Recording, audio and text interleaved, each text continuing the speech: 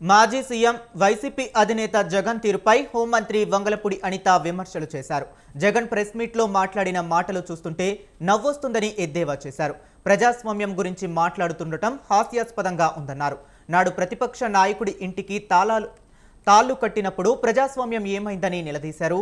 ప్రతిపక్ష నాయకుడిని ఎయిర్పోర్టుల్లో పోలీసులు వైసీపీ గూండాలతో నిర్బంధించిన జగన్ నేడు ప్రజాస్వామ్యం గురించి మాట్లాడుతున్నారని మండిపడ్డారు. అవినీతి అరాచకానికి విత్తనం వేసిందే వైసీపీ అని, చంద్రబాబు అభివృద్ధి విత్తనాలే వేస్తున్నారన్నారు. రప్పారప్పా నరుకుతామంటే కేసులు పెట్టరా అని ప్రశ్నించారు. గతంలో పట్టాభి ఆ మాట అన్నందుకే అరెస్టు చేశారని హోంమంత్రి గుర్తు చేశారు.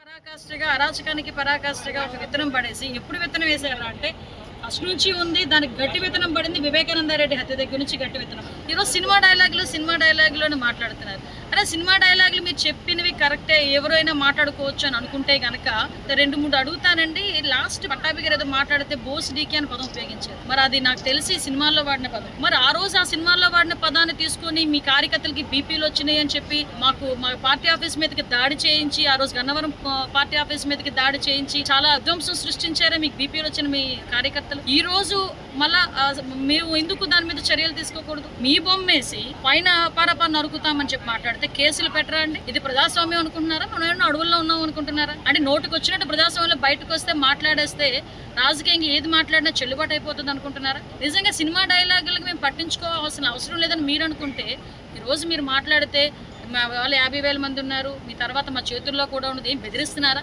ఇలా బెదిరించే కదా 11 సీట్లకు తెచ్చుకున్నారు. ఈరోజు మళ్ళా బెదిరించే పరిస్థితి మీరు మళ్ళీ శ్రీకారం చుడుతున్నారా? మేము న్యాయబద్ధంగా యాజ్ పర్ లా వెళ్తున్నాము. ఈ రోజు మేము చేసే అలాగని చెప్పేసి మీరు నోటుకొచ్చినట్టు ఏం మాటలు మాట్లాడినా నోరు మూసుకుని ఊరుకునే పరిస్థితి కాదు.